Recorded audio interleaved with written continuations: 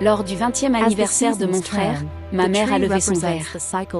Un toast, dit-elle, à notre garçon en or et à sa sœur qui lui achètera la BMW qu'il mérite. Des rires éclatèrent dans le jardin comme des applaudissements. Mon père hocha la tête. Mon frère, Julien, esquissa un sourire narquois. Même les voisins sourirent, pensant que c'était une blague. Ce n'en était pas une. J'ai ressenti la piqûre avant que le verre ne touche la table. Mon pouls ralentit. Mon sourire se figea. Et pour la première fois, je les ai vus exactement tels qu'ils étaient, beaux, cruels, et certains que je ne me battrais jamais. Ils avaient tort. Parce que le prochain appel qu'ils ont reçu n'était pas de moi. C'était de mon avocate. De la rue, notre maison ressemblait à quelque chose tiré d'une publicité immobilière. Mur blanc, étayé, un drapeau qui flottait au vent comme il fallait. Des étrangers souriaient et disaient « Quelle charmante famille !» Ils ne voyaient pas le silence sous la peinture. Mon père, Jacques Dubois, dirigeait une entreprise de construction et croyait que les gens se brisaient de la même manière que les bâtiments, quand ils cessaient de suivre le plan. Il gérait nos vies comme des plans d'architecte. Chaque choix mesuré, chaque émotion contenue. Ma mère, Catherine, était la décoratrice de cette illusion. Elle parlait doucement, souriait magnifiquement et faisait passer la cruauté pour de l'attention. « Je ne veux que ce qu'il y a de mieux pour toi », disait-elle, juste avant de le décider pour moi. Mon frère Julien était le projet en or autour duquel il construisait tout. De son premier trophée de football à sa lettre d'acceptation universitaire, la maison tournait autour de ses victoires. Mon père l'appelait « l'héritage du bois ». Ma mère l'appelait « la raison pour laquelle nous travaillons si dur ». Ils n'ont jamais dit ce que j'étais, mais je comprenais que quelqu'un devait tenir le projecteur stable pendant qu'il se tenait dedans. Quand mon grand-père, Michel Gauthier, est décédé, il m'a laissé quelque chose qui ne rentrait pas dans leur plan, une fiducie personnelle. Ce n'était pas énorme, mais c'était la mienne. Libéré seulement quand j'atteindrais 24 ans ou plutôt si je faisais face à des difficultés. Grand-père m'avait murmuré une fois, la liberté a besoin d'un plan de secours. Je n'ai pas réalisé à quel point il avait raison. J'avais 19 ans quand j'ai appris l'existence de cette fiducie. Mon père a qualifié l'idée d'inutile. Ma mère a souri d'un air pincé et a dit, les familles ne gardent pas de secrets. Mais après ce jour, ils ont commencé à me traiter comme un coffre-fort qui pouvait parler.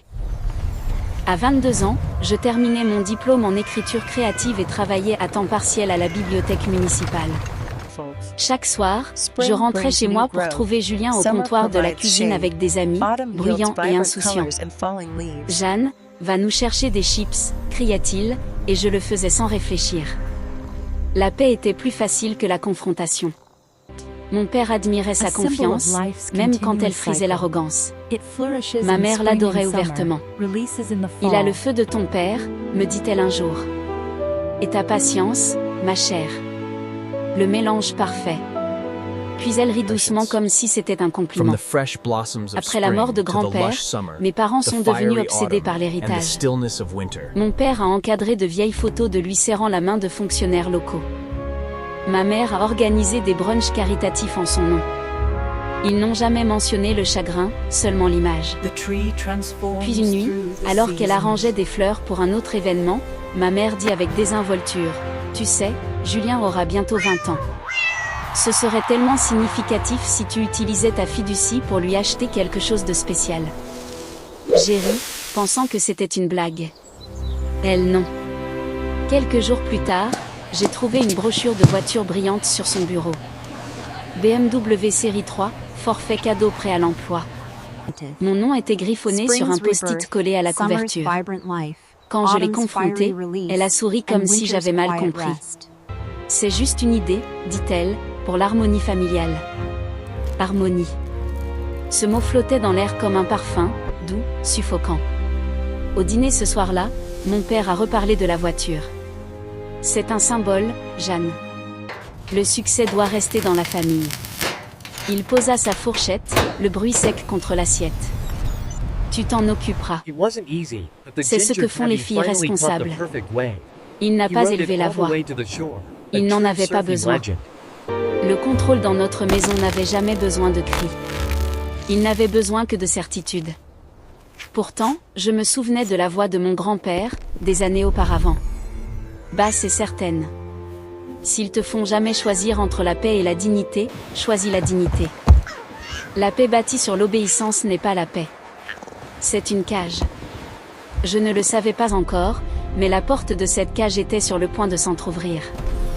La nuit du 20e anniversaire de Julien semblait mise en scène, comme une pièce qu'il répétait depuis des mois. Le jardin était illuminé de guirlandes dorées, la table couverte de nappes blanches et de flûtes à champagne. Ma mère flottait d'invité en invité, ses perles captant l'éclat. Mon père se tenait droit près du barbecue, serrant des mains, ayant l'air du fier patriarche. Je suis restée près du bord de la terrasse, tenant une assiette en carton dont je ne voulais pas. Tout le monde connaissait son rôle. Ma mère, l'hôtesse parfaite. Mon père, le pourvoyeur. Mon frère, la star. J'étais le bruit de fond jusqu'à ce que mon nom soit appelé. Jeanne, dit ma mère, tapant sur son verre. Un toast. Elle esquissa ce sourire de scène qui signifiait le danger. À notre garçon en or, dit-elle, et à sa sœur, qui lui achètera la BMW qu'il mérite. Pendant une seconde, j'ai cru l'avoir mal entendu, mais les rires qui suivirent m'ont prouvé que non.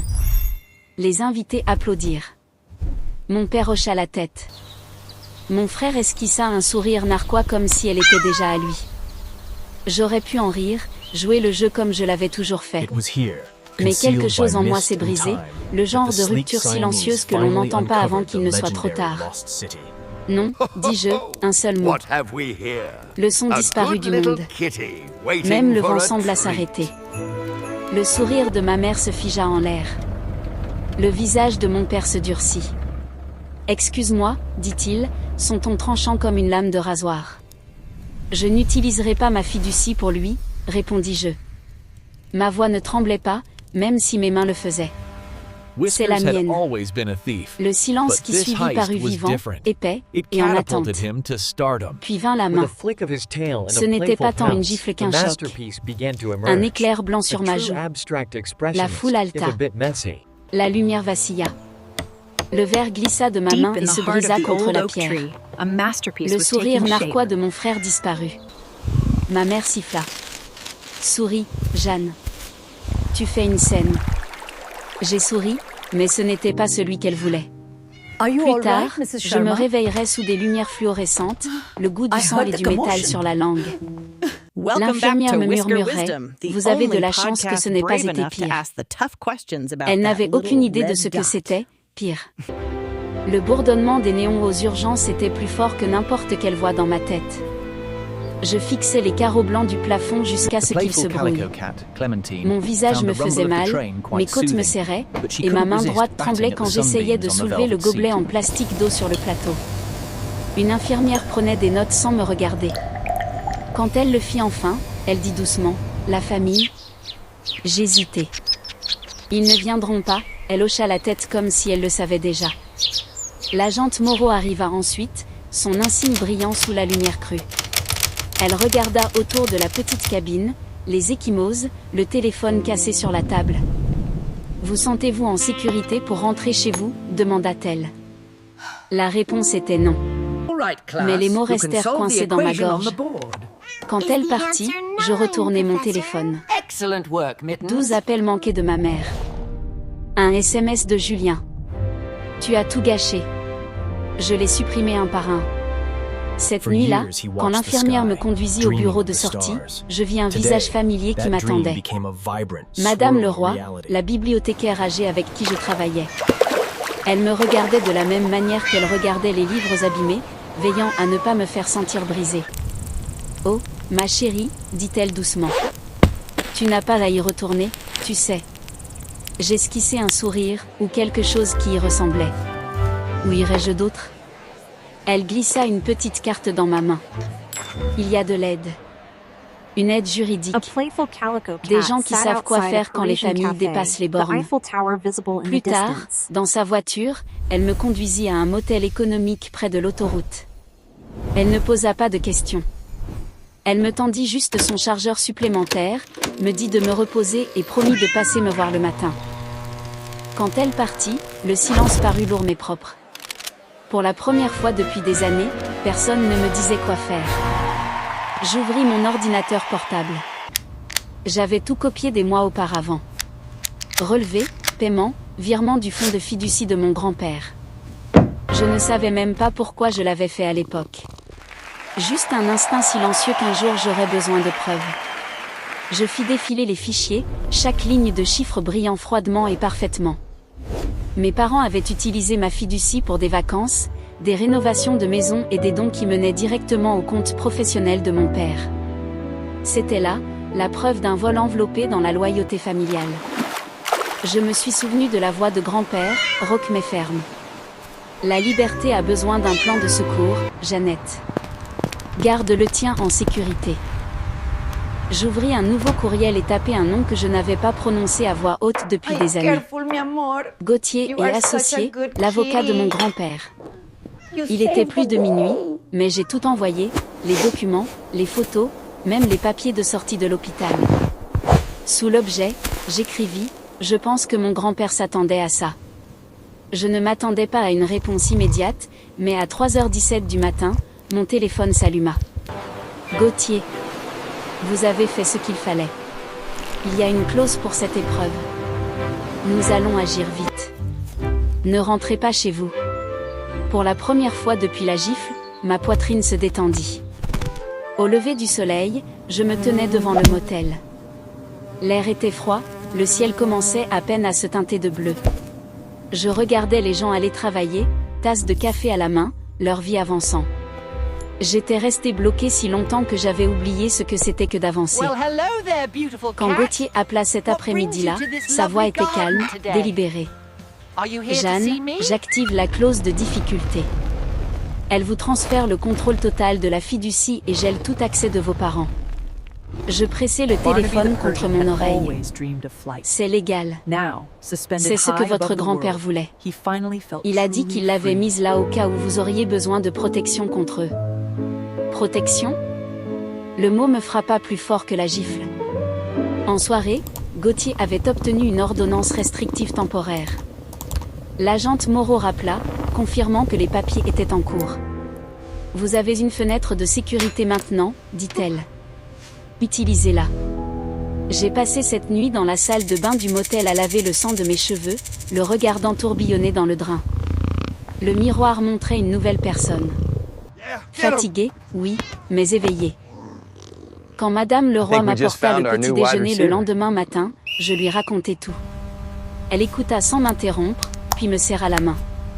Tu fais quelque chose que la plupart des gens n'osent jamais faire, dit-elle. Tu traces une ligne. Cet après-midi-là, je signai le formulaire final. Gauthier envoya une demande d'exécution d'urgence du contrôle de la fiducie et de protection physique. Ma signature semblait plus ferme que ce que je ressentais. Il pensait que m'envoyer aux urgences me briserait. Il n'avait pas réalisé que ce serait l'endroit où j'apprendrais à me reconstruire.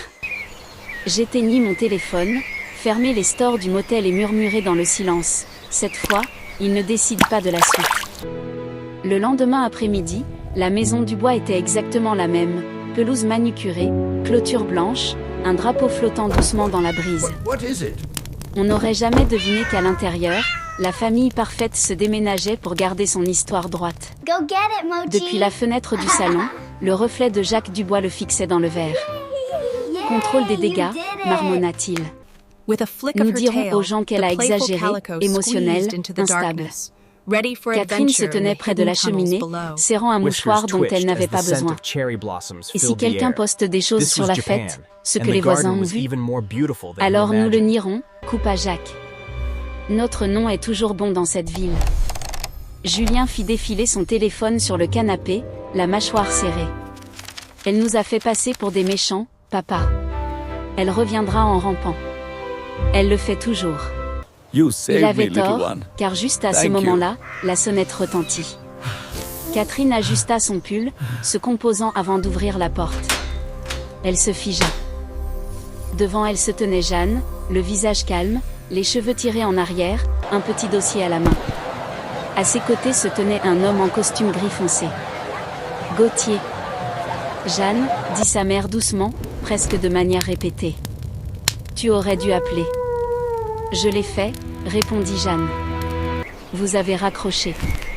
Jacques apparut derrière elle, sa voix basse et coupante. Tu as fait parler toute la ville. Comprends-tu seulement ce que tu nous as fait?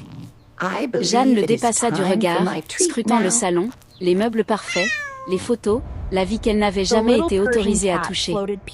Puis elle posa le dossier sur la table basse en marbre. Gauthier parla le premier.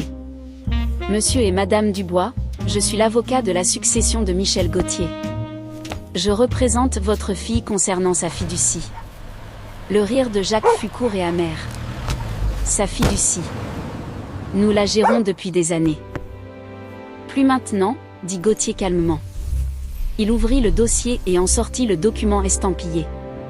En vertu de la clause de difficulté de la fiducie de Monsieur Gauthier, le contrôle total et la propriété ont été transférés à Mademoiselle Jeanne Dubois, avec effet immédiat. Vous n'avez plus accès ni autorité sur les comptes associés. Les mots planèrent dans l'air comme une sentence prononcée. Les mains de Catherine tremblaient. Vous ne pouvez pas juste. Jacques dit quelque chose. Le visage de Jacques devint rouge. C'est ridicule. Vous la manipulez. Gauthier ne s'y a pas, toutes les transactions effectuées sans son consentement sont en cours d'examen par le tribunal. L'utilisation abusive des actifs de la fiducie constitue un abus financier, une infraction grave. Julien se leva brusquement. Tu ne vas pas poursuivre tes propres parents, Jeanne. Jeanne se tourna vers lui, sa voix stable. Tu as utilisé la carte le mois dernier pour tes frais de scolarité. Ce n'était pas la tienne non plus. Il cligna des yeux. Papa a dit que c'était bon. Je sais, dit-elle. C'est le problème. Sa mère tenta un ton différent, doux et larmoyant. Ma chérie, s'il te plaît. Nous sommes une famille. Ne nous détruisons pas pour de l'argent. Jeanne la regarda, quelque chose de perçant mais de triste derrière ses yeux. Il n'a jamais été question d'argent. Il s'agit de choix. Vous ne m'en avez jamais laissé faire un. Gauthier tendit un autre papier, une ordonnance restrictive signée ce matin-là. Pour votre sécurité, Mademoiselle Dubois vivra séparément. Vous ne devez pas la contacter directement ou par l'intermédiaire de tiers. Catherine pâlit. Jacques recula en trébuchant dans le fauteuil. Le bruit du papier frappant la table résonna dans le silence. Ils devinrent blancs, pensera plus tard Jeanne. Non pas de choc, mais de se voir enfin sous la lumière qu'ils avaient toujours essayé de cacher. Tu nous as fait ça, dit Jacques, la voix tremblante d'une rage qui semblait soudain petite. Jeanne expira lentement et calmement. Non, vous vous êtes fait ça à vous-même. Elle ramassa son dossier, hocha la tête à Gauthier et se tourna vers la porte. Alors qu'elle sortait, la brise attrapa le bord de ses cheveux. Le soleil était vif, mais chaud, le genre de chaleur qui ne brûlait pas. À l'intérieur, les voix de ses parents montaient, colère, déni, peur, mais elles s'estompaient. Gauthier tenait la porte ouverte. « Vous allez bien ?» demanda-t-il. Jeanne sourit faiblement. Pour la première fois, oui. Il hocha la tête. Vous savez, votre grand-père aurait été fier. Elle regarda la maison une dernière fois. La façade parfaite brillait au soleil, belle et creuse.